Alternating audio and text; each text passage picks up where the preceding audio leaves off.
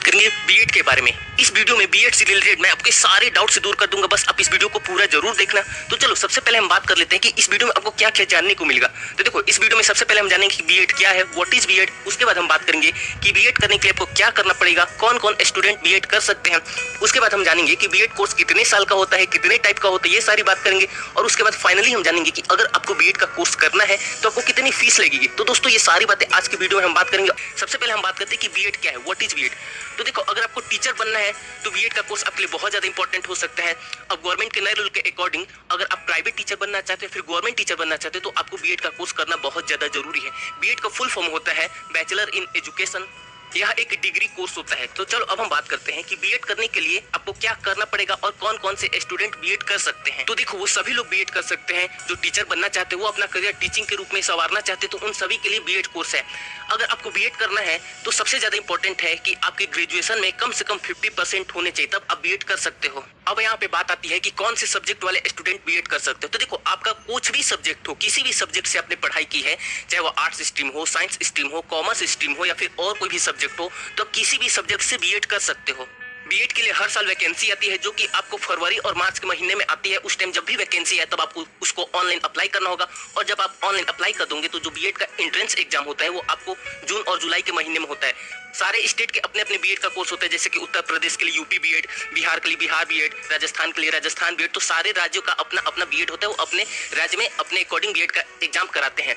लगभग सभी राज्य में बीएड में एडमिशन लेने के लिए आपको एंट्रेंस एग्जाम देना पड़ेगा, लेकिन कुछ ऐसे भी राज्य हैं जहां पे आपको एंट्रेंस एग्जाम नहीं देना पड़ेगा। वहां पे आपकी मेरिट लिस्ट या फिर डोनेशन के अकॉर्डिंग आपको बीएड कोर्स में एडमिशन मिल जाएगा। देखो अब हम बात करते हैं कि बीएड कोर्स कितने साल का होता है, कितने टाइप का होता है। यहाँ पे बहुत सारे चेंजेस हो चुके हैं पहले के अकॉर्डिंग। पहले कुछ और रूल था, नियम थे, लेकिन अब चेंज हो चुके हैं। देखो पहले था कि अगर आपने ग्रेजुएशन किया है या फिर आपने पोस्ट ग्रेजुएशन किया तभी आप बीएड का कोर्स कर सकते हो, लेकिन अब ये चीज बदल चुकी है।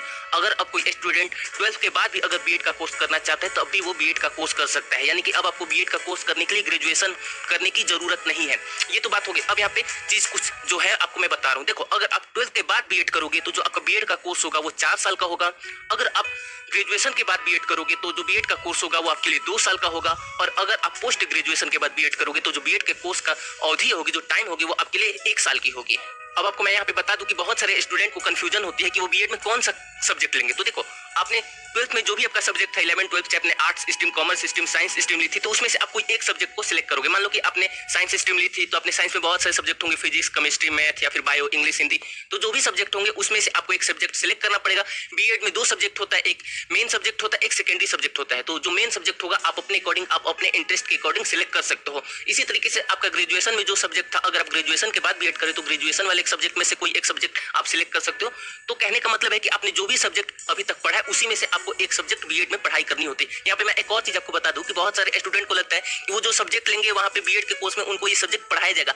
तो ऐसा नहीं होता भाई। देखो बीएड के कोर्स में आपको पढ़ाने का तरीका सिखाया जाता है कि किस तरीके से पढ़ाया जाता है, किस तरीके से स्टूडेंट को हैंडल किया जाता है। वहां पे सारी चीज आपको सिखाई जाती है। बेसिकली पढ़ाने का तरीका सिखाया जाता है। ऐसा नहीं कि आपको स्कूल कॉलेज की वहां पे जाके आपको बुक्स और नोट्स नहीं बनाने पड़ते। हाँ थोड़े बहुत कुछ बातें आपको पढ़नी भी पड़ती है, लेकिन जो मेन होता है आपको वहां पे पढ़ने का तरीका ही सिखाया जाता है। अब हम बात करते हैं कि बीएड कोर्स की फीस कितनी होगी, आपको कितने पैसे लगेंगे अगर आप बीएड का कोर्स करना चाहते हो। तो देखो जैसा कि मैंने अभी आपको बताया कि बीएड का कोर्स 3 तरीके के होते हैं। अगर आप 12th के बाद करना चाहते हो तो आपको 4 साल का कोर्स होगा, ग्रेजुएशन के बाद 2 साल का, पोस्ट ग्रेजुएशन के बाद 1 साल का।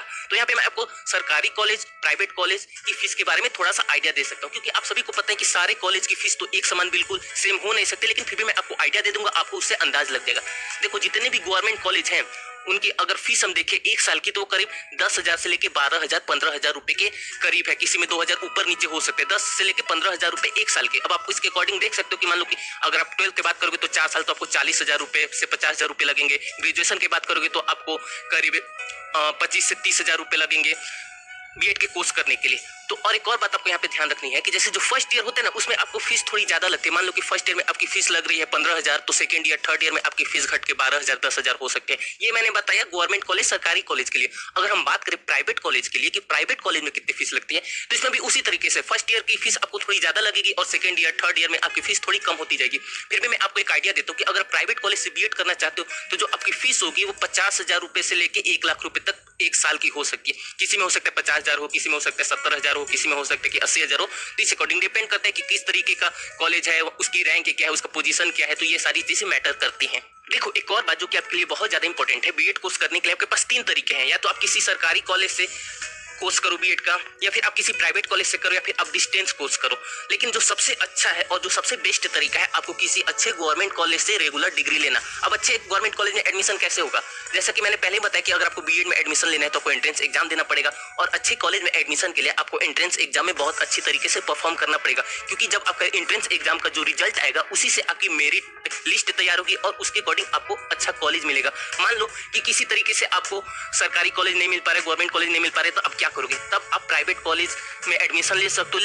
लेकिन उससे सबसे इंपॉर्टेंट बात यह है कि आप कहीं भी एडमिशन लेने से पहले उस कॉलेज के बारे में जान लो, उस कॉलेज के बारे में वहां से समझ लो, उस कॉलेज का रिव्यू चेक करो, क्योंकि बहुत बार ऐसा होता है कि बहुत से कॉलेज जब वहां से आप बीएड का कोर्स करोगे तब आपको अच्छे मार्क्स नहीं देंगे, और जब आपको अच्छे मार्क्स नहीं देंगे तब आपके मार्क्स कम रहेंगे। तो आगे जाके जब आप टेट वगैरह का एग्जाम दोगे, टेट के बारे में आपको अगले वीडियो में बना दूंगा, अगर आप टेट वगैरह का एग्जाम दोगे तो आपके बीएड में कम मार्क्स होने की वजह से आपको प्रॉब्लम हो सकती है। इसीलिए कहीं भी एडमिशन लेने से पहले आपको उस कॉलेज का रिव्यू जरूर चेक करना चाहिए। अब बात आती है डिस्टेंस कोर्स के बारे में। अगर आप चाहो तो डिस्टेंस कोर्स भी कर सकते हो बीएड का, लेकिन अगर ना करो तो ही अच्छा है। ऐसा मैं नहीं बिल्कुल कह रहा कि इसका इंपॉर्टेंस नहीं, इसकी इंपॉर्टेंस है, लेकिन कभी कभी क्या होता है कि जैसे कि दो लोग में टाई हो गया, जैसे किसी ने रेगुलर डिग्री की है, किसी ने डिस्टेंस या फिर प्राइवेट से डिग्री की है, तो उन दोनों में जो रेगुलर है उसको ज्यादा प्रेफरेंस दिया जाता है, उसको ज्यादा इंपॉर्टेंस दी जाती है। बस फर्क ये होता है। ऐसा बिल्कुल भी नहीं है कि जो अगर डिस्टेंस से करेंगे तो उनकी डिग्री की कोई वैल्यू नहीं होती। लेकिन आप कोशिश करना कि अगर आप डेली कॉलेज नहीं भी जा सकते हो तो आप किसी भी कॉलेज में बात करके, टीचर से बात करके आप वहां पे मैनेज कर सकते हो। आपको जाने की भी जरूरत नहीं पड़ेगी, लेकिन आपको जो डिग्री मिलेगी वो रेगुलर मिलेगी और उसका आपको ज्यादा फायदा मिलेगा। अगर आपका बीएड कोर्स कंप्लीट हो जाता है उसके बाद आपको टेट क्लियर करना पड़ेगा, यानी कि टीचर एलिजिबिलिटी टेस्ट। उसके बाद आपको एक सुपर टेट क्लियर करना पड़ेगा। सुपर टेट आप ऐसा समझ सकते हो, जब भी टीचर की वैकेंसी आएगी तो उसके लिए जो एग्जाम होगा उसी को सुपर टेट कहते हैं। अगर आपने सुपर टेट भी क्लियर कर लिया तो उसके बाद आपका इंटरव्यू वगैरह होगा, उसके बाद आपको जॉब मिल जाएगी। लेकिन देखो अब यहाँ पे दो बातें जो कि बहुत ज्यादा इंपॉर्टेंट है आप लोग को समझनी है। सबसे पहली बात, आपको कॉलेज में एडमिशन लेने से पहले, किसी भी कॉलेज में एडमिशन लेने से पहले, चाहे वो गवर्नमेंट कॉलेज हो चाहे प्राइवेट हो, किसी भी तरीके के कॉलेज में एडमिशन लेने से पहले आपको उस कॉलेज के बारे में सब कुछ जान लेना है।